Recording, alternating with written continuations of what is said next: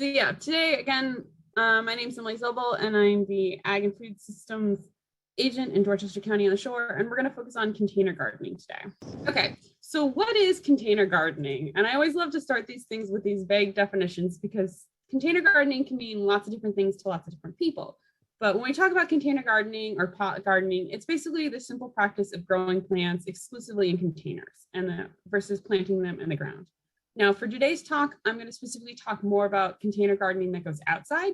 So I'm not going to focus so much on, say, like the green background doesn't work when you're holding a green plant, but I'm not going to talk so much about like indoor container gardening. House plants have their own separate needs and wants. A lot of this will kind of carry over to them. So if you do have tons of house plants like I do, you may see and learn some tips and tricks for them, but I'm going to focus more on the container gardening that we're going to put outside. So what are the perks of container gardening versus putting plants directly into the ground? Well, first of all, anyone can garden with container gardening. It helps make things particularly more accessible to people who are not necessarily able-bodied enough to bend over as much. It's also really good for young children because you have this contained area that they can sort of disturb and play around with instead of the large scope of it.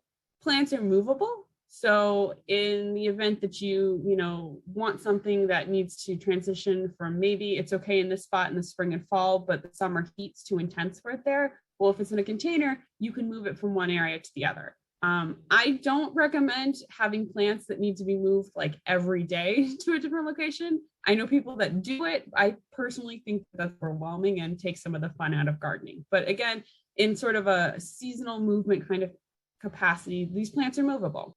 This is also really good for what I call bully plants, or if you wanted to plant like an invasive species but didn't want to worry about it spreading, a container is a great way to do that. But things like mint, I know dozens of people that would love to grow mint, but if you ever put mint in the ground, it spreads. And no matter what you do, you're going to have mint in that spot every single year. So mint is a great one to put in a container. In general, containers tend to have fewer weeds. There's that smaller space. Weed seeds don't tend to drift in. You're using a sterile medium, so they're not getting transferred in the same way. So fewer weeds, again, which is nice for people who have accessibility issues because there's not as much bending over per se. You can use these to add height to a garden. So even if you are growing outside, maybe you have, some ground coverage and you want to add some extra vertical height to add an accent in your garden. Well, you could do something like what this lady has here, where it's a stone sculpture that's high enough for her to sit down to do it, but from a perspective looking down, this raises up those plants as well. So it gives like a higher focal point in your garden. Generally speaking, it can be easy and inexpensive to start, and it allows you to change displays throughout the year. So my mom's a great example of this. She is hanging baskets no matter what. And throughout the season, she puts annuals in some, and when it gets too hot for the pansies in the summer, she takes them out and she puts in summer plants. And then when it's too cold for them, she takes those out and she puts others. So it allows her to change with the seasons in a very easy kind of way. That being said, there is the upstart cost of the containers and the potting mix versus putting in ground. You don't always have that option, but it's still a possibility. This allows you to use things like your deck space, railings and sides of fences to allow you to grow things where you may not have. So if you're living in an apartment and you don't have access to the ground, container gardening is your option. If maybe you have a big backyard, but the best growing spot is all the way in the back versus like if you're an adamant cooker and you want herbs, maybe growing herbs on your patio is the better option for you because then when you need them, you just literally have to open your door and they're right there. So there's a certain amount of sort of like where you can put things to make them easier accessible for you. The other great thing about this is if you have bought a house that doesn't necessarily have good soil, so maybe you have very clay soil, maybe you have very sand, maybe you have soil-borne diseases in your soil, or maybe wherever you bought has some other contamination in your soil and you can't necessarily safely grow edible produce in that for health reasons, container gardening is an option to work around that because again, you're not using soil. And we'll talk about the growing medium in a sec. So what are some of the disadvantages of container gardening? Well, first and foremost, because they don't tapping into the direct soil, you are going to generally have to water them more often than in-ground plants. So there's more time and energy put into them from that side. There's an extra cost in the thing that you need to buy the potting mix, and you need some sort of container to hold the plants. You are a little limited in what you grow. Now, pretty much anything can get grown in a container. There's a few exceptions. So some things like corn doesn't really like being in a container. Large fruit trees don't really like being in containers. Large shrubbery would require a very large container. So it may be too costly to put it in a container if you have the option of putting it in ground. So you sort of need to go back and forth on these. And the containers do take up space. So if you only have a small deck or a small patio off of your apartment or even on your own backyard, you only have that small deck and you've got, a family and a picnic table and a barbecue, maybe you don't want to take up that little bit of extra space with tons of containers. So maybe container gardening isn't right for you and in-ground is. So it's just something to think about. The other thing is that, you can see there, here's a person who maybe has taken container gardening a bit to the extreme. This would 100% be me. The other thing is that these containers do get heavy. So if you are putting them on, say, like a deck or something, you have the capacity to overwhelm the integrity of your deck and it could crack some of those boards or something. If you think of it, a 20-inch diameter container can weigh about 100 pounds. So that can add a lot of extra weight onto a deck. Likewise, because they are heavy, the heavier they are, the harder they are to be moved. So that idea and that perk of immovability sort of decreases the larger you get. So if you do want larger plants that live longer lifelines, you do have to take that into consideration. And again, here's two examples of some ways to make them a little bit easier to move. So you can get, this is called a plant holster. And you do need two people to do it. Basically, through the two of you lifting it, you can lift it up. Or you could put things on wheels. That's a good thing. If you started the pot on wheels from the beginning and then filled it up and planted it, and it never left the wheels, it's a little bit easier to kind of wheel around.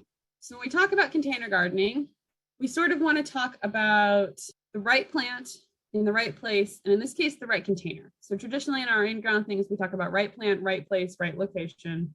So taking into consideration those plants' needs.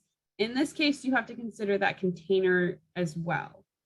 And when doing container garden, I like to ask people what the purpose of the container garden is. Are you trying to grow food? So vegetables, fruits, herbs, or are you trying to add some sort of visual aesthetic? Are you trying to do both? In which case, which one is your bigger priority? Because having pretty flowers versus having vegetables that you're feeding yourself with, why vegetables can be very pretty and you can definitely add them to ornamental gardens. If the emphasis is that you're going to have something to eat and you're going to be cutting off of those and stuff, you're sort of shifting your thought process. Are you trying to create a green space? Are you trying to teach your kids about gardening? Are you trying to make it accessible to someone who maybe loved to garden but now is living in a assisted living program and doesn't have the option to be outside gardening? So what is your ultimate purpose for it? And that will kind of dictate your own limitations and your own expectations for what you want.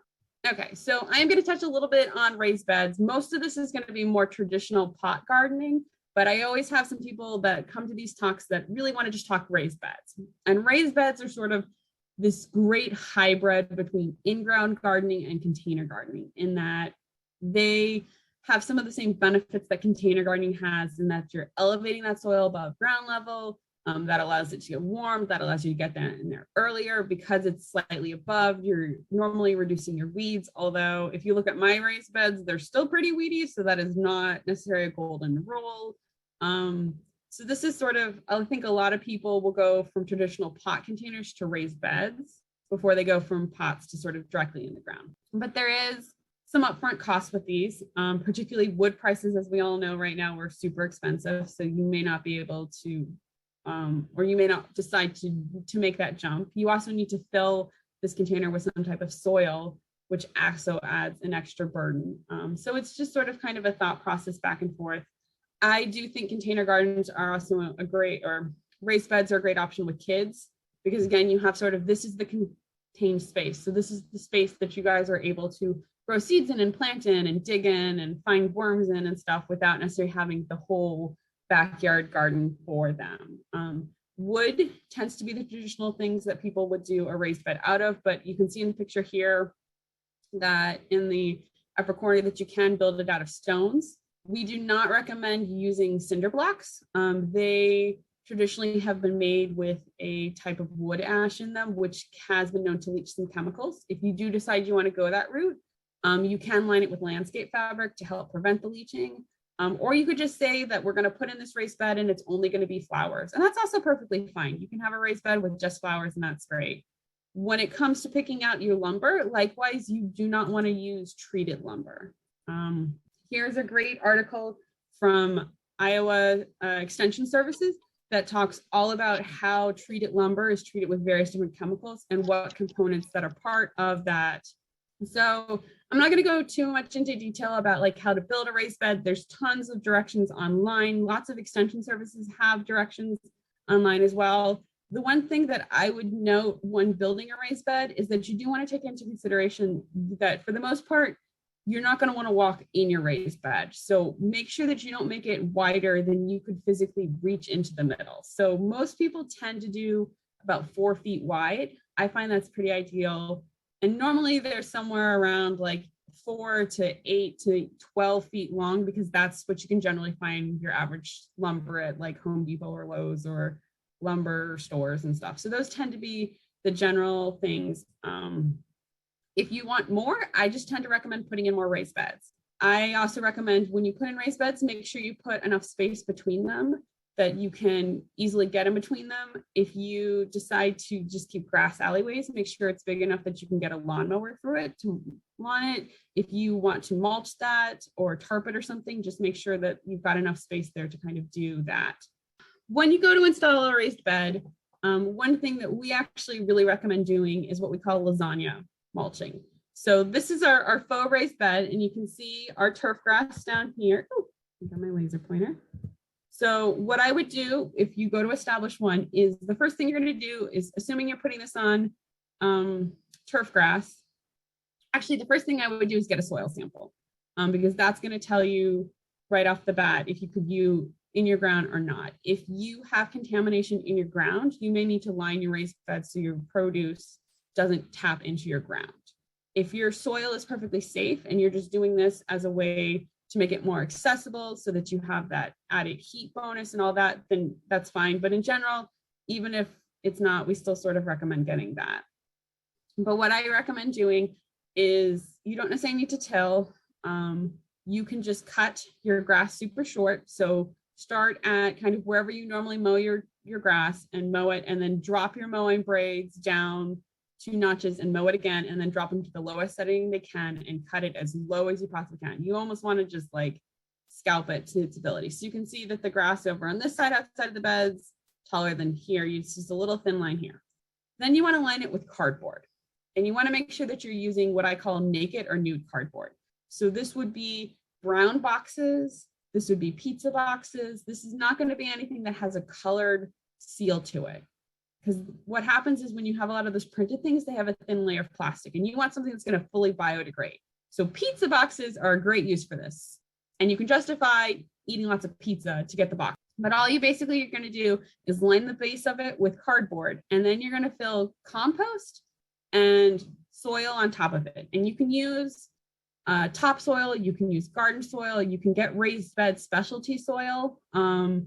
I tend to find that depending on the size of the bed you're getting, you may be better off finding some company that does like mulch delivery and asking if they do topsoil delivery as well.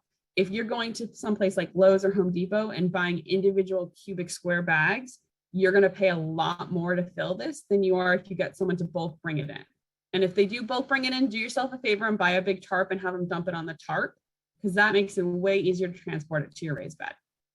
Then once you've gotten that done, I tend to recommend putting a layer of straw down on top. And this is going to help cut down on those weeds. So like this is an example of my raised beds. You can see my tomato plants there, and I've just got straw over them. And this one helps hold in moisture, and 2 cuts down on weeds. So that's all I'm going to really talk about with regards to raised beds. So from now, we're going to kind of move back into like traditional container gardening. So before I dive into that, I do want to take a sec to do a quick review on soil. So when we talk about soil, particularly what's outside, we talk about something that's providing the mechanical support for our plants. It's providing their roots with enough heat to process. It's where our plants are mainly getting their water from. It's where they're getting oxygen from, at least for the roots. A lot of people think plants like take oxygen from their leaves and transport it to the roots. The roots need to get oxygen themselves. It's not gonna waste it's energy transporting oxygen. So likewise, the roots will get carbon dioxide to make their own sugars as well as this is where the plant's getting nutrients. So all of this benefit from soil, you also need to somehow incorporate into that container. And as you can see from the picture here from soil is made up of minerals from the weathered rock, organic matter, air, and water. So when it comes to container gardening, we want to use what we call potting mix. So you don't want to use topsoil and you don't want to use garden soil. The problem with topsoil is one, it's oftentimes comes from outside, which you might be thinking, well, my plants are going outside, it's fine. But sometimes it has extra things in it. Sometimes it can have diseases and pathogens, and it's in a small container, so it's just not ideal. Garden soil is great for something to put in your raised bed, but it tends to be too heavy for container. It tends to hold a little too much moisture for our container gardening. So ideally, you want to try to avoid using it. If you buy potting mix and you don't use it all and you store it over winter, that's fine. But if you go to open that bag and it has a weird smell to it, or it's super wet or dense, it's not that light, fluffy stuff, you're better off discarding it, because if you go to use that, you're probably setting your plants off to not do super well from the beginning. If you are going to do those larger vegetables, and we'll talk about those like tomatoes and peppers, they tend to be in larger pots. They need larger pots. So in that case, you can do a 50-50 mix of compost and potting mix to help give them those nutrients. They can handle that slightly damper soil more, say, than like smaller plants in smaller containers can. And you never want to plant into dry potting mix. So if you are buying containers and you've got your potting soil and you've got your transplants and you're ready to go, the first thing you're going to do is mix that, put all that potting mix into kind of a larger container. I have a designated 5-gallon bucket that I put, a few scoops. I've got a pitcher and I do 3 scoops of my potting mix to 1 thing of water, and I put it in, and I've got a wooden spoon because that's the way I roll. All my kitchen utensils are also gardening utensils, and I mix it, because you don't want super dry soil, because you're going to take that plant and you're going to put it in this dry environment, and it's just going to suck all that water out of its root system, and it's going to end up dehydrating that plant and probably stressing it out and eventually dying on you. So make sure that your potting mix is moist before you plant into it. You don't want it sopping wet though. So if you can take your potting mix and you can squeeze it and water comes out of it, it's too wet. So you'd want to mix in more potting mix to dry it out, or you just want to let it naturally sit and dry out a little bit on its own before. So you want it to be moist enough that it sticks to your fingers, but not wet. So when it comes to selecting your container, there's a few things that you need to think about. So this is sort of one of those like chicken and the eggs things. Some people find really cool containers and then they try to find the plant to fit in that container, which is a great way to do it. Especially if you get some really beautiful ornamental pots, that may be the way you want to go. Other people will say, okay, I want to have an herb garden on my porch, or I want to grow tomatoes on my balcony, or I want, flowers in the hanging basket or something like that. So then it's one of these, like if they know the plant that they want, they find the pot for it, or they can find the pot for the plant. It can go either way. Again, it's all what you kind of want to do. When either way, think about if it's the container and you're doing plants, think about like how big your container is, how much volume of soil it's going to hold, and then how big of a plant that amount would be able to support. And that will help you limit down what types of plants can go into that container. Likewise, if you say, I really want to grow this herb, say you really want to grow basil on your back porch. Well, what you'd want to do is look up and say like, okay, how large does a basil plant get? How deep do its roots normally get? Okay, that's what I need to accommodate in a container. So how big of a container do I need in order to support this basil plant through the growing season? So you can think of it both ways. So yeah, size, material, and location is another thing. So if you're say, okay, I want, an herb garden on my patio, well, then I would say, well, what's your patio environment like? And that's also going to dictate what plants can go in there. So if you have a designated location for your container, take that into consideration the same way you would think about if that location was getting in-ground plants, because plants are going to need the same things, whether they're in a container or they're in the ground. So pot size is probably the number one thing that you need to be conscious of when container gardening. Again, large pots needed for large plants can often get heavy, so they may require more weight to transport them to and from. But if you have a small pot, you may likely get what we call root bound, which is the picture that's here behind the plant thing. And all this is the roots. And this plant has grown so much that its roots has taken up all of the space in the pot. So at some point, this is going to stunt this plant's ability because there's no soil there. There's no soil to hold water. There's no, soil or potting mix to provide nutrients because it's so filled with roots. So when talking about pot size, not only think about the volume, but think about the depth as well. You can always start on smaller pots, and as you go through the season, move them to larger pots. If you are doing something like annuals, they're going to die out in the end of the year, so you may not need them to survive all year. Versus a perennial, you may say, like, I don't want to have to transplant this perennial every single year, so I want it to be in a pot that it can grow into larger. So again, just think about like what your ultimate purpose and goals are. If you are starting things from seeds and going to transplant them in, seed starting containers are really small. You don't want a like big one for a seed starting one. You want a small one that you can then transfer up and up and up. But at some point, if you're doing like an herb or a vegetable, once it starts producing fruits and flowers, you don't want to transplant it anymore at that point. At that point, that will disrupt its cycle, and it will start producing less for you. So ideally, for herbs and vegetables, you only want to plant them like once or twice. So you don't want to have to keep updating them. So with regards to vegetables, here's kind of your basic breakdown. You guys can screenshot this slide if you'd like. If not, you can email me and I can send you a PDF. All of this is also available on the University of Maryland Home and Garden Information Center, as well as most other extension sites have something similar. So your small vegetables are going to be things like a lot of your herbs, so garlic, basil, cilantro, thyme, mint, radishes, scallions, all of your leafy greens, so your Swiss chard, your spinach, your mustard greens, green beans can somewhat fit to this as long as they're not the pulling kind. So short-lived green beans can all go in these small containers, 1 to 2 gallons of potting soil, 4 to 6 inches, work great for these.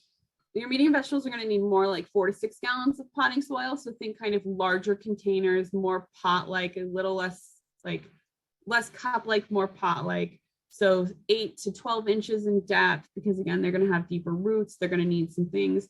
So these would be like dwarf or patio varieties of things like peppers and tomatoes, a lot of your cole crops. So things like cabbage and broccoli, because you're either growing them in the spring and the fall, so they're short-lived, so they can accommodate this. If you have pole beans, they can go in this. Remember, you do need to have a trellis for them, so you do need that depth, if nothing else, to hold the trellis that they're going to pull up. Beets will be okay in this. Your larger herbs. So if you're someone who wants a much larger sprig of an herb, you may try doing this. A lot of your flowering plants that are sort of larger than, say, like a pansy would want to go in these types of things. Ornamental grasses could go in this size. I recommend this sort of depth if you're doing any sort of root vegetable, so something like beets or carrots. You'd want this just because all their growth that you actually care about is underground, so you want to give them enough space to do that. I've seen people grow carrots in really small containers and they get really short, really fat carrots, which if that's what you want is awesome, but most people want the really long, skinny carrots. So again, you'd probably want to go something more like this. And then more like 8 to 10 gallons with 12 to 16 inches for your larger vegetables. So these would be like your non-patio varieties of tomatoes, peppers, eggplants, cucumbers with a trellis could work. I've seen people do squash in kind of larger containers.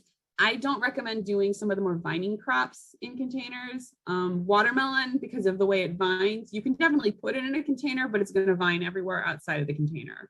So that's a little one that I'd probably say like that's up there with corn, where I just don't feel like containers kind of accommodated as well. But this is kind of a general breakdown so you get an idea on what there are. And then we do have a few oddballs. So potatoes would need 30 gallons or more. I'm sure you guys have probably seen this one where it's like the plant and you can dig up the potatoes.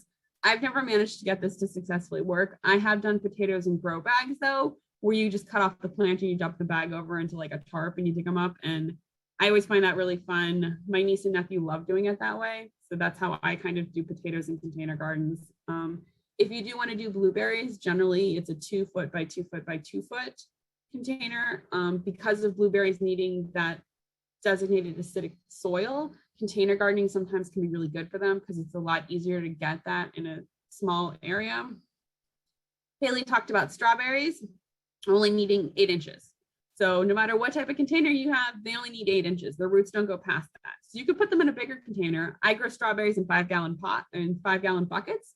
And I now realize that the whole bottom half of the bucket probably never gets used, but it's sort of the easiest thing for me to grow things in because it's got the handle so I can move them around. Fruit trees, you're going to need 30 plus gallons. So they're going to need to be something large. And you're only going to be able to do dwarf varieties of a lot of your fruit trees or smaller ones. So things like raspberry bushes or fig trees or something like that. And then shrubs in general are going to need 25-gallon kind of larger containers. Okay, so the containers themselves come in a wide variety of materials. And each one of these containers kind of has pluses and minuses. And I'm just going to mainly focus on kind of the more common ones, but there's lots of other varieties that containers can come in. The common ones that you'll normally see at garden centers or that people will think of will be terracotta, which is this first one off to the side. These are really good if you have plants that prefer a drier, hotter climate because terracotta is porous.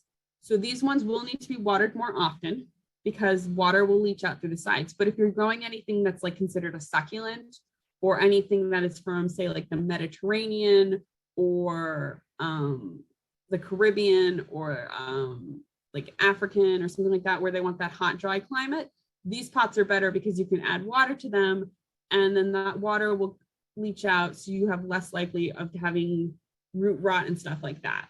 So that's sort of the benefit of terracotta. Your next thing that you can get would be glazed pots. So these are going to be clay pots, but they're glazed. So we've taken something that was porous and we've now made it non-porous. So they're very common. They come in a wide range of shapes and sizes and colors. You do have to be careful because just like terracotta, these guys are more breakable than say plastic is, which is on the next one, or metal. They can be a little bit heavier than say plastic or metal is. And you do need to be cautious about leaving these outside in the winter because they can definitely crack and split through those temperature changes during the winter. But these are also another thing that, like, aesthetically speaking, if you're gardening to add enhancement to say your patio or your deck or your garden, glazed pots are a really nice way to do that. They're a little bit fancier than say plastics, which is this next one. So plastics tend to be really inexpensive. They come in lots of different sizes and shapes and colors. They're fairly lightweight. They're, for the most part, are fairly durable. I've had plastic pots that I've used for several years repeatedly, and eventually they fade through the sun, they break down, they crack. Depending on where you live, you may or may not be able to recycle them, depending on what type of plastic they are. So you would need to look into that before you toss them in a recycling bin. If not, you would just have to discard them. They will retain more moisture than, say, the terracotta was, because again, they're non-porous. But they don't necessarily retain heat the same way a metal pot would. So these last ones are metal pots, and you can find metal pots in copper, you can find them in steel, stainless steel, iron, aluminum. They last a lot longer. They can get dented if you drop them, but for the most part, they're not going to crack and chip the same way a plastic or a clay pot is. The one thing you need to note about them is that they absorb heat a lot more than these other ones do. So if you have a metal pot in full sun, that plant is going to need a lot more water than it would any other thing, because that pot is going to retain that heat. So just something to think about that they do. I don't necessarily have a picture up here, but wood is another common one. Particularly, a lot of people like to get like those wine barrels and do that. It's another great one. It adds a different aesthetic and very nice rustic feel. They range in prices. They tend to be a little bit more expensive than, say, your plastic and your clay is going to be. They tend to last for a few years, and then over time that wood will eventually rot out, or you'll get carpenter bees or something in them. So just something to take into consideration. Again, you don't want to use pressure treated wood for anything that's going to be edible. So if you're just going to grow pollinator plants or flowers in general, you can use the pressure treated wood. If you are growing herbs for that you or your family are consuming, or vegetables or fruit, you don't want to use pressure treated wood because you have the potential for it to leach toxins. Okay, so these are growing bags. These are something I just started experimenting with. And again, I did potatoes in them last year, and I actually really like them. They tend to be fairly inexpensive. They come in a wide variety of sizes. They're very lightweight. They do allow for good gas and water exchange. So they're probably water use wise right up there with the terracotta pots, but they're a little bit more durable in that like they will rip, but they're not going to break as much as like a terracotta pot would. And they tend to be cheaper to get them in the larger sizes than terracottas are. But because they are porous and there's air circulation, you're going to have to water them a little bit more. But I especially think for something like potatoes or sweet potatoes, where the harvesting is on the ground, these guys are a great one to do. You can see here's a whole bunch of vegetables being done and planting in them. So I particularly kind of like these because the ability to store them over winter is really easy. They don't take up nearly as much space. Like my whole back garden shed is filled with pots. These guys kind of fold in really easily and just sort of are in a small nook. So if you are limited in your space where you could put things to overwinter, these might be a good option for you.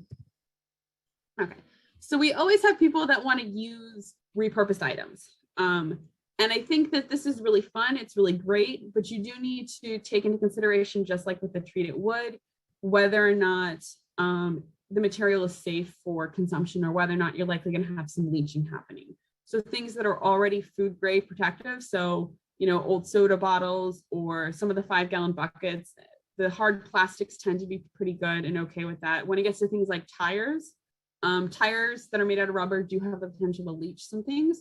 So you can either line them with landscaping fabric or you just use flowers. So here's a great example of a multi-purpose flower garden. It adds levels, it's fun. I could see kids really enjoying doing this. You can normally get cheap tires from places, if not for free, to do something like this, but I would not do food in tires.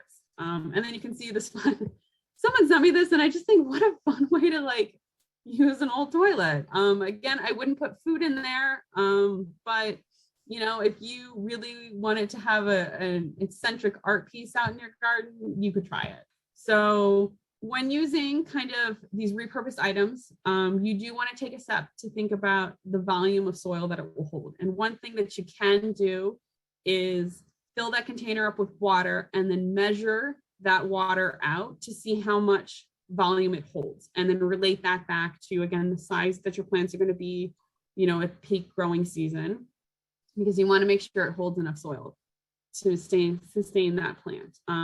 We're going to talk about drainage in a sec, but pretty much every container needs drainage. So do you have the ability to create a drainage hole in this container? So if it's plastic, that's really easy to drain in. The toilet porcelain, you're going to need a special drill bit to do that. So you may need to shift around some things in order to make sure that you have the ability to drain out water. Because if you can't drain that water, you're going to have increased health risk. And then anything that was made prior to the 1980s, I would not put food products in, because anything earlier than that had different EPA health standards. So you may have other things that could potentially leach out. Okay, so when placing your container, just like in the real ground, you want to think about things like, is the surface level? What's the sunlight requirement of your plant? Temperature is a new one, because again, they're in a container, they don't have the cool and the moisture of the earth. So containers that are sitting on a porch in full sun or on a concrete pad in full sun are going to get much hotter than plants that would be in the ground, even if they are still in full sun. They're going to need to be watered. So how close or how far are they to a water access point? If you're going to have to drag a watering can all the way out there, how often are you going to water them? You can set drip tape up across containers, but again, it's a little bit trickier. Wind is another thing. Containers can get blown over, as you can see in this bottom picture. And again, you want to think about weight with regards to what that container is sitting on.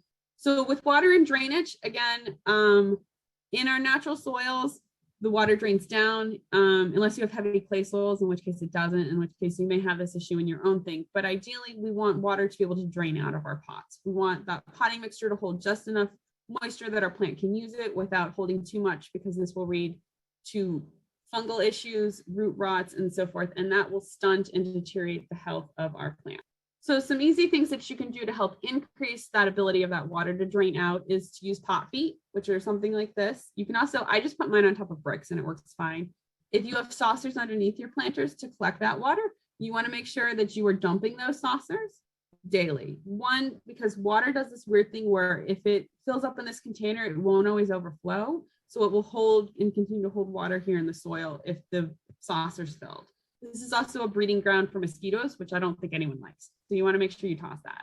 And a general watering tip is to not water the plant from the top, but instead to water just the soil So in the event you find a decorative container that doesn't have a drainage hole, you do have a few options. If you or your significant other are savvy with tools and have the means, you can drill holes. You can get a special drill bit, which will drill into different types of ceramics. Without that special drill bit, you likely risk cracking. So if you want to invest the money in that, you can. The other option you have is what we call double potting, which is when you put an ugly plastic pot inside of a pretty pot. You would just pull this out, you would water it, and then after it's fully drained, you'd stick it back in the decorative pot, and that's perfectly fine. What we do not recommend is doing this for drainage. Now, this is something that was very popular in the 90s. It was encouraged by a lot of people, but we have since found that it's actually pretty negative, which is to put rocks, broken gravel or anything like that on the bottom of your pot and then put soil on the top. What happens is the water will get down to this level and will not drop down into the rocks until it's fully infiltrated the soil. And then it will eventually make its way in here, but these rocks will hold a lot more of that water than you want. And that will build up humidity, which will increase fungal diseases in your plants itself, in your pots. So you ideally don't want to do this. If you need to add weight or filler to it, what you would want to do is you could put the rocks in, but then you would want to cut out like a plastic saucer and you would want to leave an air gap between your soil and your rocks. That's going to allow the water to infiltrate better. And then again, you'd want to make sure you have a drainage hole to get the water out from the rocks. You can get these self-watering containers. Basically how these work is that rather than watering directly from the soil, you water the bottom. And then as the plant uptakes water and dries out the soil, the water through adhesion or cohesion, I forget which one is water sticking to water. Water sticky, it'll pull itself back up basically. So a lot of people have probably seen these, and a lot of times people misuse them and they think like, oh, this is for pouring out excess water. When you have a self-watering container like this, the point is that you water it using the hole, not that you use the hole to drain out extra water. And I screwed that up multiple times throughout my life. So I wasn't until I was an extension agent that someone pointed out the proper way to use these self-watering containers. So if you didn't know that until now, you're not alone. The other ones you'll see are these where it's got a wick, and it's the same idea that string or straw basically works to pull water up into the potting mix as the potting mix dries out. So you will need to fertilize your containers because again, they're in very enclosed amounts. And whenever you do this, you can check to see what your potting mixture has with regards to starting fertilizer. So normally on all of fertilizers and potting mix, you're going to see 3 different numbers. It's going to be what we call NPK. So it's your nitrogen, your phosphorus, and then your potassium. If you are growing plants for foliage, so if you're growing them for ornamental purposes, you kind of want to go with one that's a little bit more nitrogen heavy. If you are growing them for food production, so fruit, then you want to go with one that's a little bit more even for all of them, because too much nitrogen will increase the foliage and will shift the plant to that versus food production. You have lots of different options. You can do the liquid kind that gets added to water. You can also mix in slow release at the beginning. You just want to keep an eye on your plants throughout the growing season. Every now and then with fertilizing, you also want to go ahead and water from the top of it. So even if you are using these self-watering ones, occasionally, like once a month, I would water them thoroughly from the top, because with all of these fertilizers, in addition to these nutrients that your plant needs, they're going to add salts in as well. So you want to flush those salts out probably once a month. And if you can go buy distilled water to flush with instead, that's better, because your general tap water will have salts itself. And if you read the instructions, they'll tell you on the labels for these how much you should be applying for them. And you don't want to over apply it because you can burn your roots. Okay, so caring for your plants, just like with any kind of normal gardening, whenever you see damaged leaves or something like that, you can pinch them back. One thing for basil and tomato plants is I like to pinch back the tops because that helps make them more leggy and less kind of like tall. Any flowers that you have, you can cut those all off and it'll help the plant increase the likelihood of making new flowers. So at the end of the growing season, what do you want to do with all of your pots and your containers? So if you are growing perennials, you're going to overwinter them, and we'll talk about that in a sec. But if you're just growing annuals, so vegetables that were just for the growing season, or, you know, small flowers like pansies or something like that, that you're not planning to overwinter, ideally, if you have a compost bin, you can toss those plants and all that soil into your compost bin. If you don't, you can toss it into the trash. You can see if your county has a composting thing. I have a friend who in her apartment complex has a wooded area, and she goes and chucks it out into the woods so that it can naturally biodegrade. I don't know environmentally if that's good or bad, but ideally you want to clean out those containers. So all the plant, all the soil, you want to disregard. You don't want to continuously reuse that soil year to year, in part because of that salt buildup, and in part because of the potential for disease buildup in those containers. If you put it in a compost bin, through the compost process, it breaks that stuff down. Then you just want to take a scrub brush. I have a designated one for my pots, and you just want to scrub out all of that dry material, get as much out, and then just store it. You ideally want to wash them out with water and then use a 110 bleach solution, either in the spring or the fall. I tend to like to do it in the spring. I find it to be a fun chore on a sunny day. I have a friend who refuses to put things away dirty, so she does it in the fall. If you are using terracotta, after soaking it in that 110 bleach solution, you want to let it dry, and then you want to re-soak it in just plain water, because it's porous, so it's going to hold on to some of that bleach. So you want to let that bleach leach out. And all of this is on our Home and Garden Information Center as well. And then I recommend just getting some shelves in, if you've got a shed or a storage closet or something. These milk carton bins or collapsible crates work really well to kind of just house your pots so they're not all over the place as well. So if you do have perennials, so larger plants that you are going to plant to overwinter, you do want to check your hardiness zone. So this is the USDA plant hardiness zone, and you can see Maryland is here.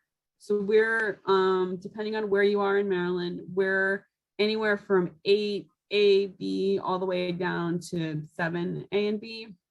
Ideally, for a plant to overwinter, you want it to be about 2 zones higher or hardier than where it is for an outside container.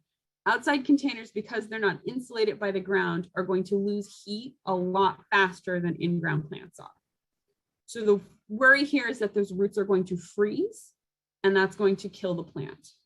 So there's a few tricks that you can do to help prevent that. One is that you can dig a hole in your garden if you have an outside one, and you can bury the plant. You do want to make sure it's flush. You can also wrap it up with burlap or straw. You can move it onto a porch or into a shed or a non-heated garage. I don't recommend bringing them all the way inside to your heated house. You can if you want, but if you're going to do that, you one, need to quarantine them because they can bring in pests, and 2, you need to get a grow light, because if it's in a warm environment, it's going to want to continue to grow at a steady rate, and it's going to need enough light to do that.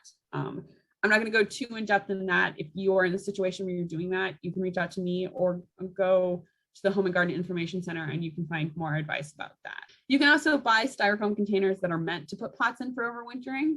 So that's another option. One thing to take note of, if your containers are outside and it's a warm day, you do want to go out and water your plants. Even though they're not growing and photosynthesizing as much in the spring and summer, they still are going to need some water. You just want to make sure that you're not going to do that if it's going to get down to freezing temperatures in the next day or 2, because if you have water in there and it expands, it could crack the pot. So just something to keep in mind, that it is still going to need a little bit of maintenance during the winter time. But I think I watered mine like once a week throughout the winter. And if you do have rain or snow that gets on it, that's okay. Normally, as soon as you move that stuff onto your porch, though, it doesn't get that kind of stuff. So again, you would just want to be conscious that you need to go out and give it a little bit. You don't necessarily have to fertilize it, but just a little bit of water. So you will have some pests and diseases on your plants. Again, less likely to get weeds, a little less likely to get some of these, but you'll still get some hornworms on your tomato. I find most of my containers do end up with some slug and snail damage, more so than my in-ground ones do. And that might just be because they're more enclosed, they're more contained. They've got a lot more organic matter in them than my soil does. Another common thing that we'll see in container gardens is this. So this is a nutrient deficiency on a tomato plant. This is a pretty good plant for the very small pot. So this is probably a transplant that's getting ready to go into the raised bed behind it. You can see it's a little stressed. It might also be a little dry, and then it's not getting the nutrients it needs because it doesn't have water, and plants need the water to uptake it. And then you'll get some fungal diseases as well, particularly if you are overwatering or if it's in that moist environment, these will outbreak. If you do have diseases or plant issues, there's a few different ways you can go about troubleshooting it. I did give a talk about pest management for last year's backyard gardening, which is up on the Lower Eastern Shore YouTube channel. So if you want to see more of me talking specifically about bugs, you can check out that one. Our Home and Garden Information Center on our extension website has tons of amazing resources for troubleshooting vegetables, plants, backyard pests, all kinds of stuff. We also have the Ask the Extension feature.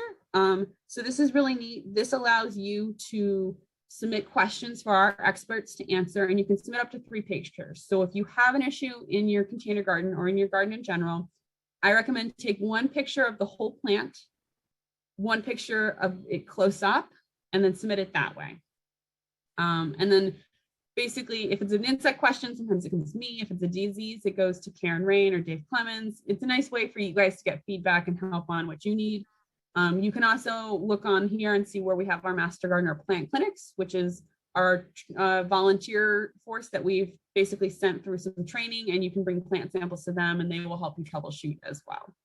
And if you live outside of Maryland, I would check with your local state extension because they probably have similar resources that might be a little bit more specific to you. If you live in the Mid-Atlantic, Maryland, Delaware, Virginia, we're all sort of interchangeable, but if any of you guys are from California or Oregon or Texas, you may want to check with your local extension instead. Oh, and Haley and I are giving a vegetable disease talk as part of this series on May 30th. So if you are thinking about doing vegetables, you can tune in for that. So if you are planning on not necessarily doing vegetable or food production, but you're just thinking about beautification, some key things to sort of think about is when you're planning out and designing it, you want to kind of focus on having one large focal point. You want to kind of limit the color scheme you're using. Odd numbers tend to work better. When you are designing, think about the vertical and horizontal aspects. So if you have a really tall pot, you may need a plant to accommodate equally as height. Or you might say, I have such a tall plant, I want things to spill over the side. So there's lots of really amazing blogs and books out there to help you kind of figure out the design aspect of this. Since I am running low on time, I'm going to actually go through a lot of this fast. But again, if you are doing this from more of an aesthetic perspective on a porch, one thing to think about is if you are grouping multiple pots together, you can sort of play around with how these pots look together. So maybe you have 3 of the same pots. So you want to put very similar plants in each, but kind of mix up the color scheme. Maybe you want completely different plants, but you want a similar color palette. Odds do tend to look better. So if you are grouping pots, tend to think of 3 to 5 versus like pairs sort of always kind of look a little off. So either 3 or 5 tends to be good. You can also think with regards to color scheme. So you can have some beautiful displays with multiple different species that are all the same color, or you can do colors that play off of each other. You can pick cool colors, or you can pick really hot, warm colors. So just think about like what standpoint or statement you're trying to make with sort of this aesthetic design container instead. And you can play off of the container itself as well. So one common thing that you'll see in a lot of container gardens is what we call a thriller, filler, and spiller. So this is oftentimes a really tall plant to add height, some medium plants to fill up the space, and then a plant that would spill over the side. And you can find tons of really amazing examples of this, again, online or in gardening books and so forth. So here are some great resources. Again, you can check our Home and Garden Information Center. The University of Illinois has a really great collection for container gardening. Colorado State does, so does Virginia Tech. There's also dozens of really great books. I would recommend checking out your local library for them because a lot of times you don't necessarily need to buy the book if you can find it at your local library. So with that, if there are any questions, I'm happy to take them as well. Hey, Emily. Yeah, we had quite a few questions during your talk. Any tips for keeping plants from dying out in containers? So,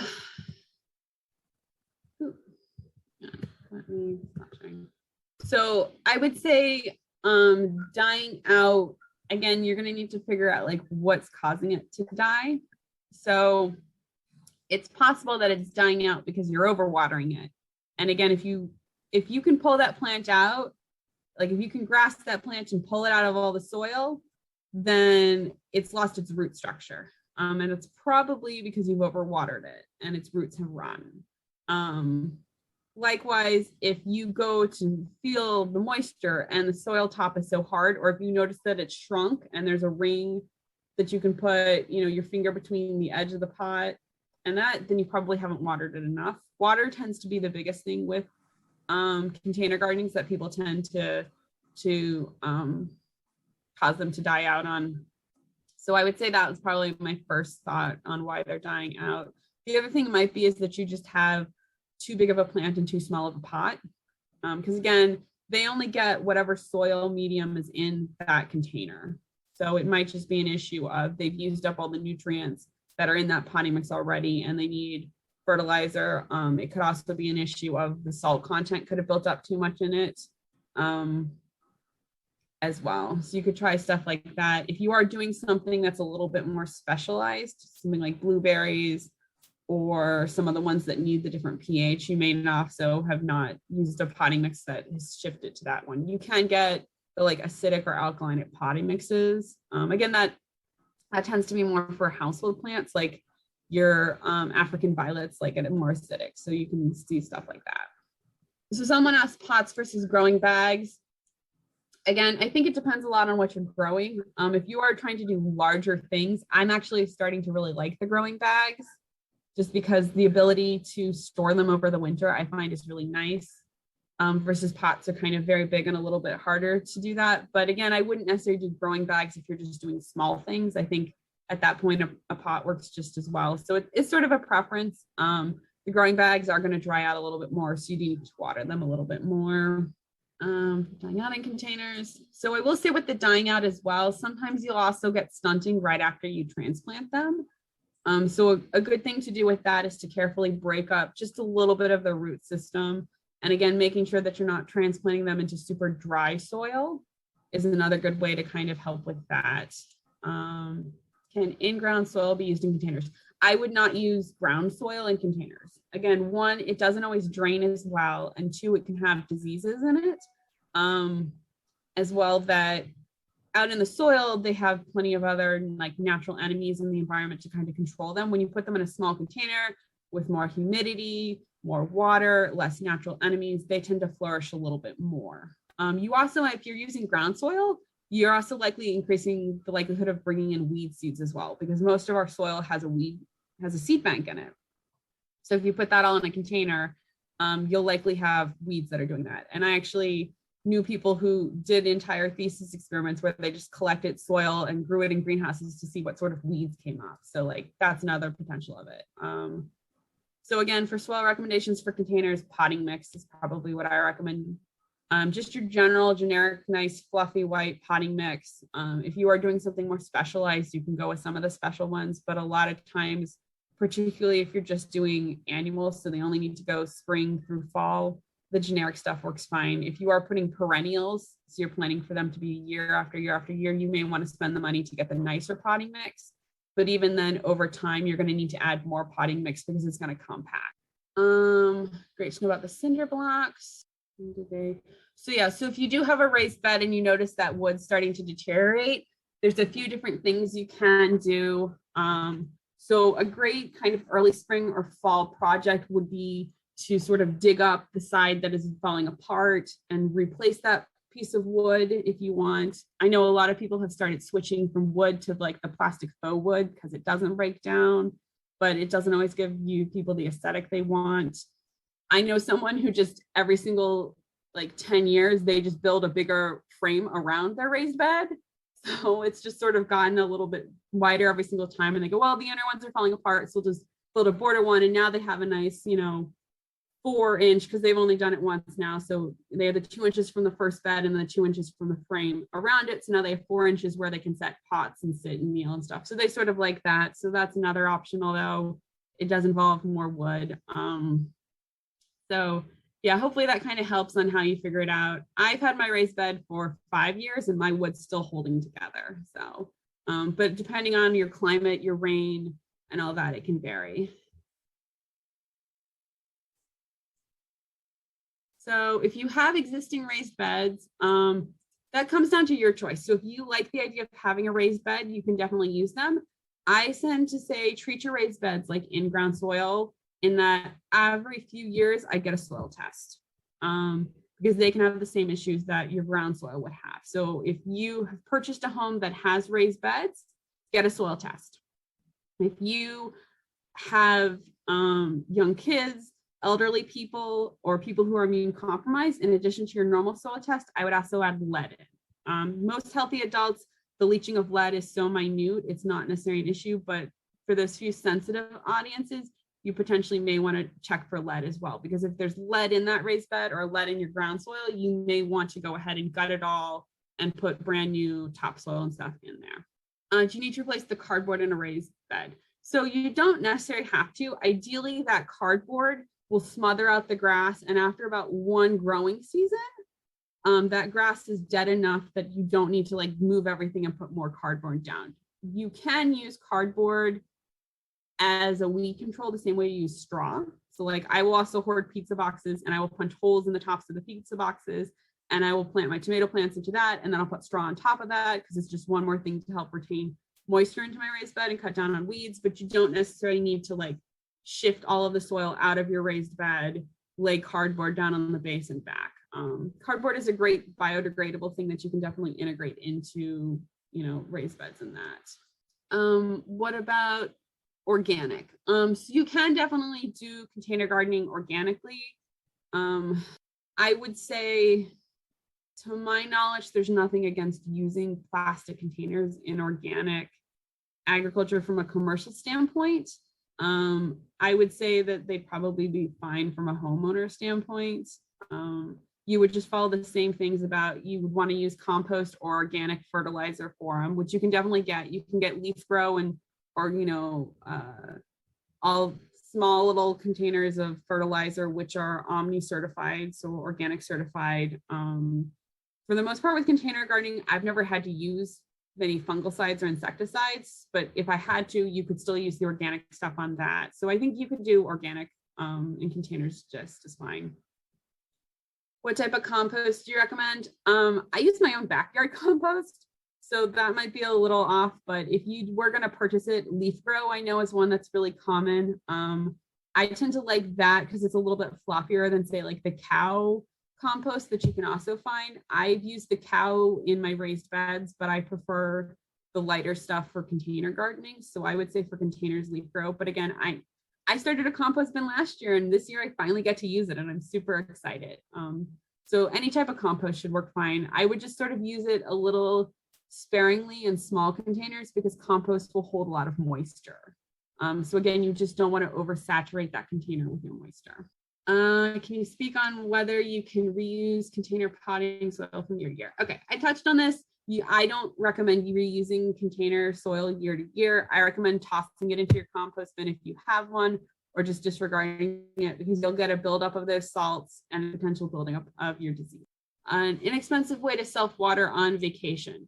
So there's a few different ways you can self-water when you go on vacation. So you can attempt to kind of do, I'm going to go ahead and take, you guys are going to see the back of my messy house because I am teaching from home today.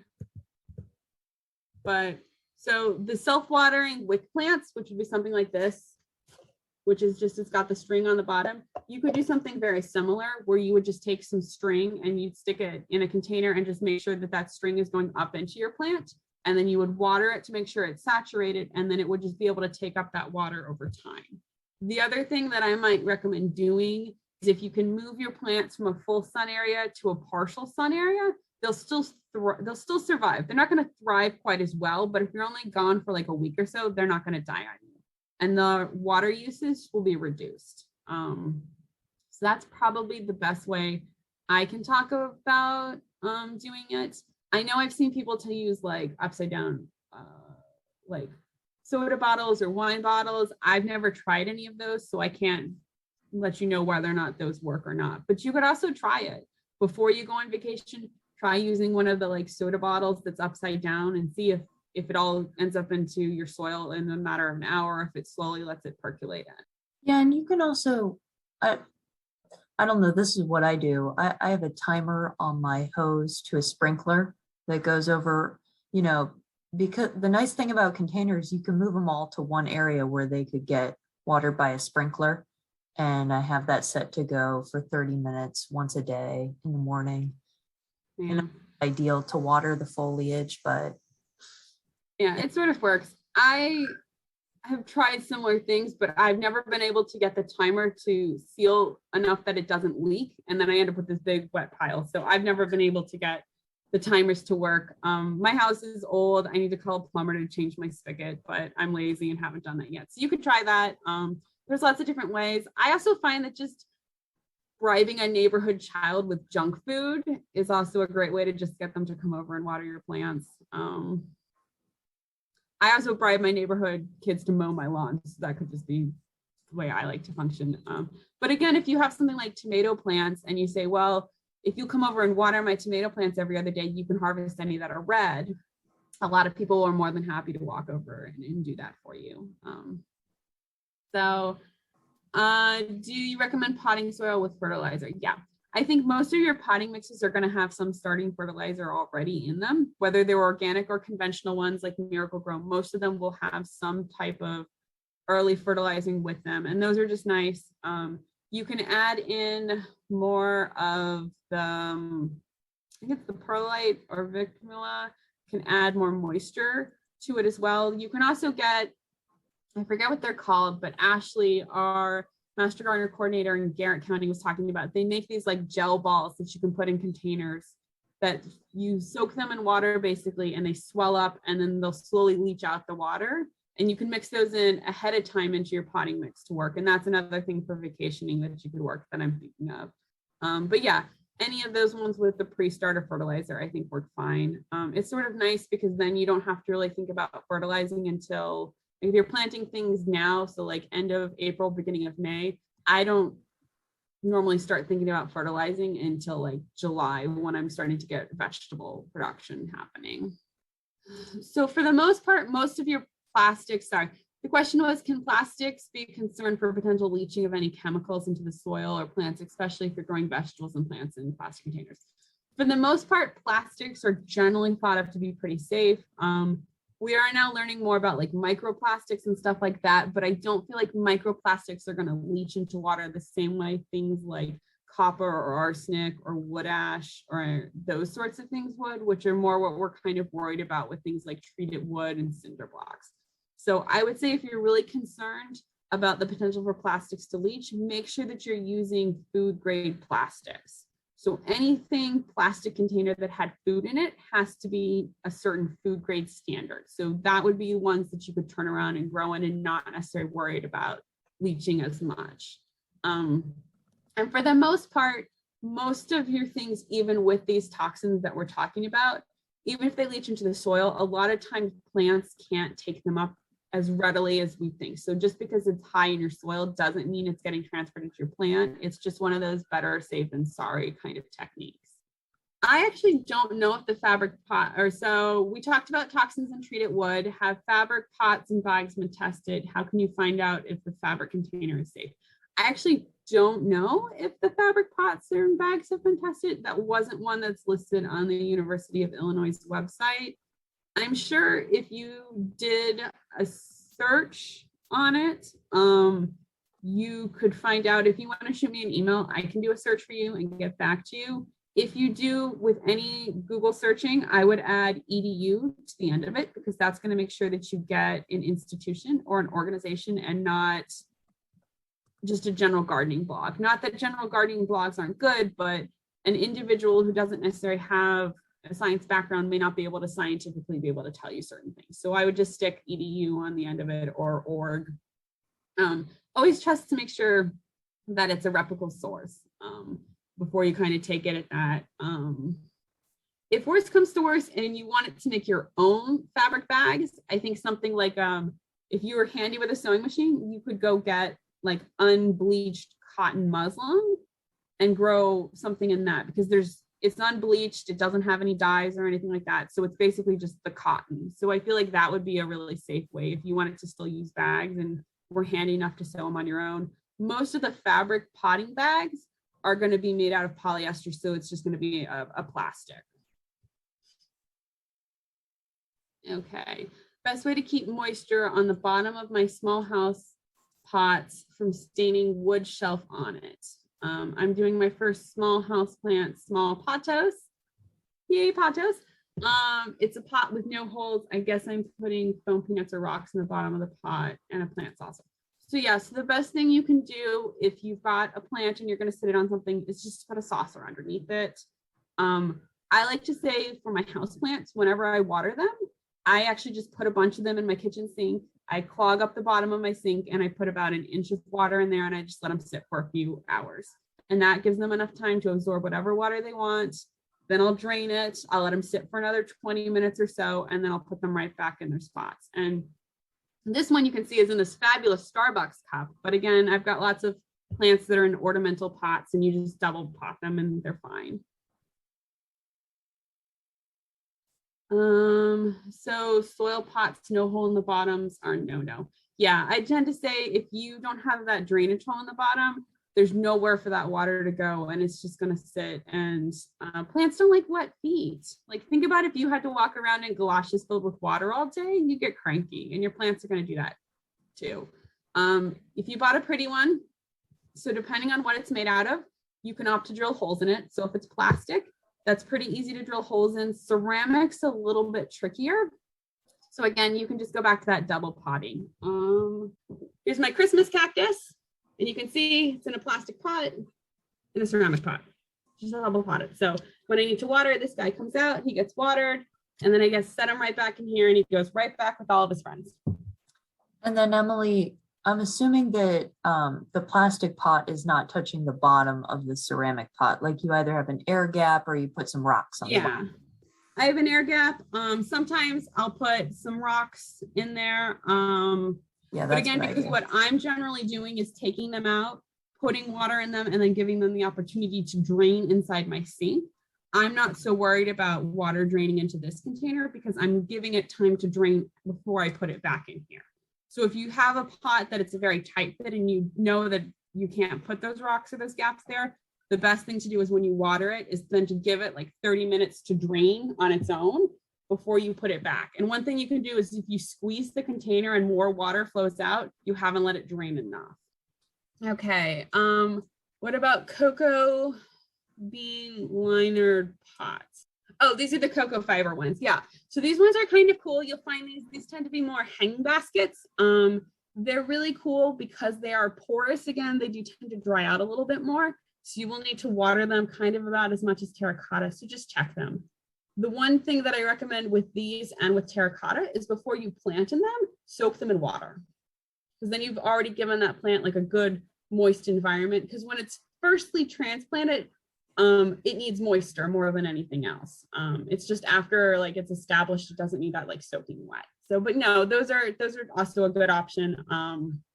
Generally speaking, I tend to tell people to compost those as well at the end of the year, just because again, they can house fungal diseases, bacterial diseases, salt buildup and stuff like that. So that does get a little costly and you can't really sanitize them. There's just no good way to do that. Tap water has salts in it. Does that apply to city and well water or both? In general, most of your tap water is going to have some type of salt in it. And this includes well water as well. For the most part, most of your plants are going to be fine with that. It's just a matter of those really delicate plants, you would want to use like distilled water. It's just to make sure that it's pure. If you're really worried about it, you can mail a sample to a testing lab and they can tell you, but the salt content tends to be minute. It's just a matter of if you're watering it every single day, it can build up in the soil. Yeah, I feel like, Emily, I tend to see this on pots in indoors where you have a plant for a couple of years in the same pot. You start to see little white crystals building up, especially on terracotta pots. You'll see them even on the side of the pot. And that indicates you have salt buildup. Yeah. So if you have something like that, you have a few options. If you double pot it, you can take the plant out and you can soak the terracotta pot to sort of leach out those salts. If you haven't done that, you can wash the outside of the pot to try to get some of those salts off. Or some people will sort of, if they'll carefully remove the plant, wash the pot, and then replant the plant with like fresh soil. And again, if you're for your house plants, if you have houseplants that are a few years old, you may want to go ahead and do this. And it's a great activity for a warm fall or spring day where you can't necessarily be out in your own garden, is to lay down a tarp, carefully remove your plants, wash off all the old potting soil, put them in brand new potting soil, and then repot them. And that's a great opportunity to, if you're noticing that they're root bound, that's when you can upgrade their pots as well. Let's see, I have very large pots. Can I reuse the soil for a few years and amend it? I hate to toss and replace all the soil. So this is sort of a tricky thing, because if you've got large pots and you're doing those perennials, obviously you wouldn't be. I would say if you're using those large pots, do you need the full pot's worth of soil? Because this is an opportunity where you could put rocks in the bottom of that large pot and then put a plastic smaller pot with your plants on the top. So you can double pot there as well. And that helps to fill up the space and add weight so it doesn't topple, but doesn't have that waste of it. If nothing else, I would say that you at least need to disregard the top soil that is being actively used by your plants. So this might be where you need to do some research and say, okay, I'm planting these species in this container. This is how deep their roots are going to go. So for instance, in my 5-gallon bucket with my strawberry, the 5-gallon bucket's 12 inches. Thanks to Haley's knowledge, I know strawberries only go 8 inches down. So that bottom 4 inches isn't being tapped by my strawberry plant, but because water is still going through it, it probably still has salt buildup. And since my plant's outside and it's exposed to elements, it probably still has some bacterial and fungal diseases. So if my plants are perfectly fine and I didn't see any disease issues, I could scrape off that top bit of the soil and reuse it. But after a few years, I would say disregard all of it. And if you're noticing disease issues or salt issues, then you definitely want to disregard it. Just tossing old soil left in grow bags a good idea? What do you recommend for washing grow bags with? Regular dish soap fine? So for your grow bags, I would probably hose them off. I would turn them inside out and just hose them off nicely. I actually don't really use soap. I tend to think just scrubbing things tends to work really fine to dislodge a lot of that stuff. So I tend to just scrub with water and then use a 1 bleach solution to disinfect. And I know our food safety people would say you need to clean before you disinfect. I'm worried more about soap residue being left on things than I am necessarily anything else. So with the grow bags, that's how I probably would do it. I just shook mine out. I let them sun dry and just kept shaking them out. I hosed mine off.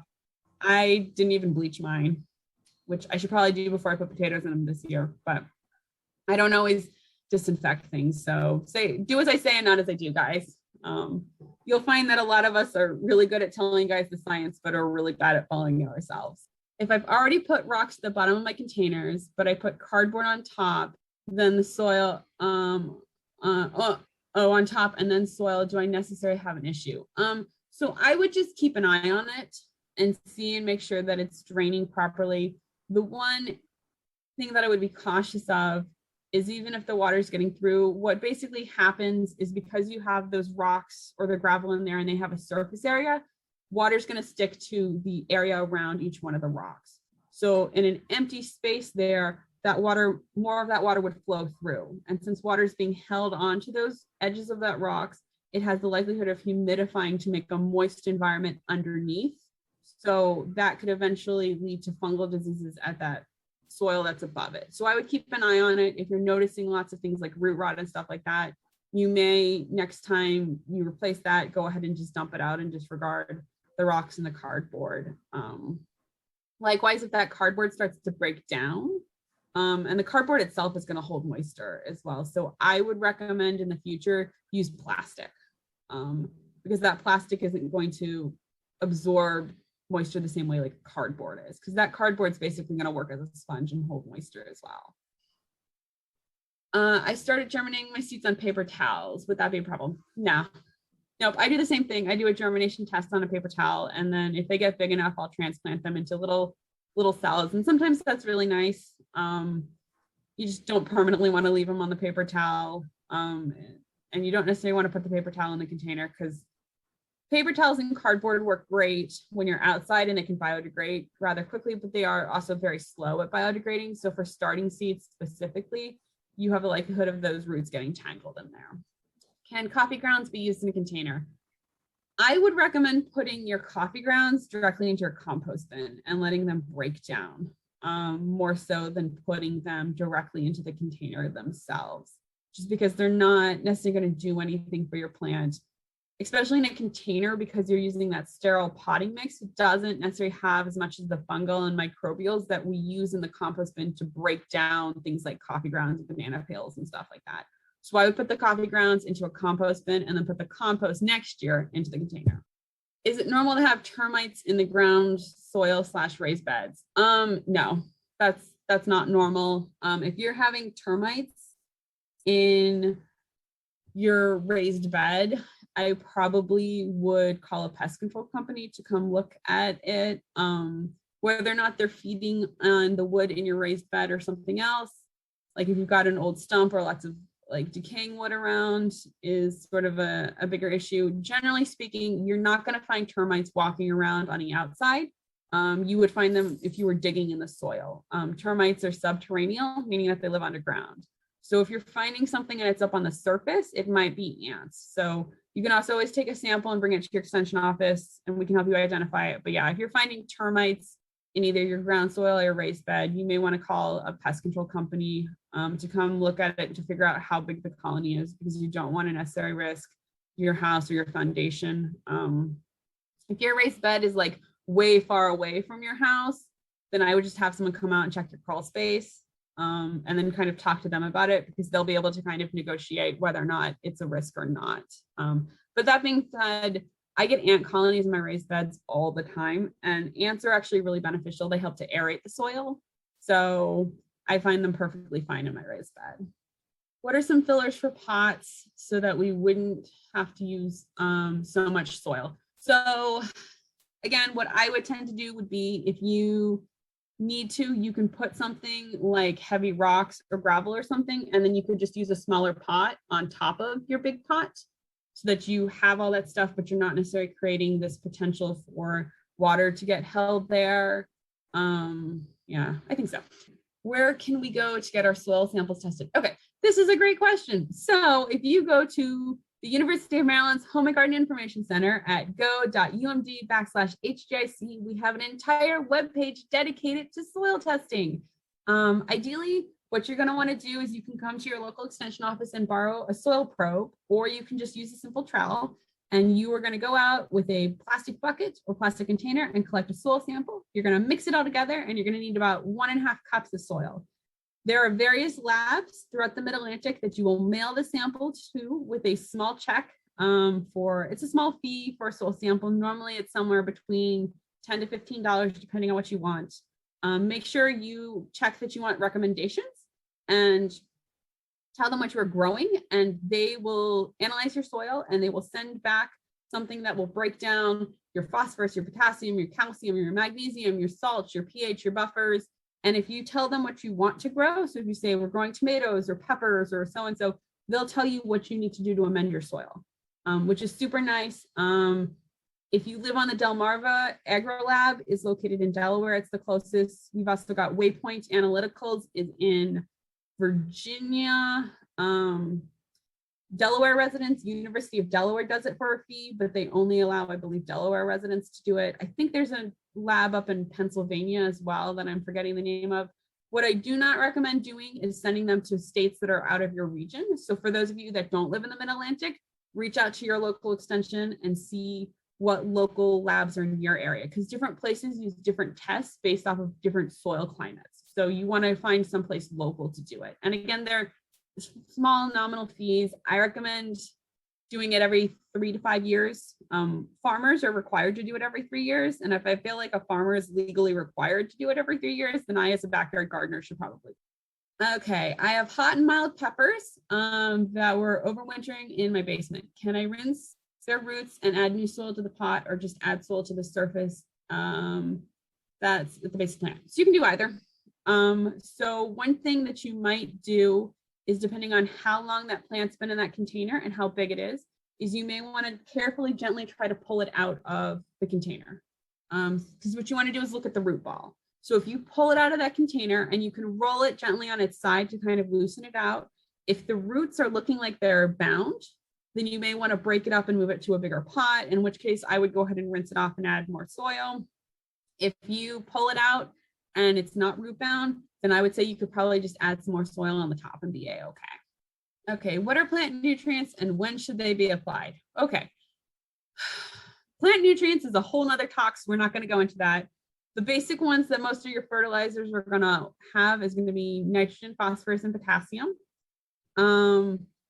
When you want to apply them is going to vary depending on the plant that you're doing.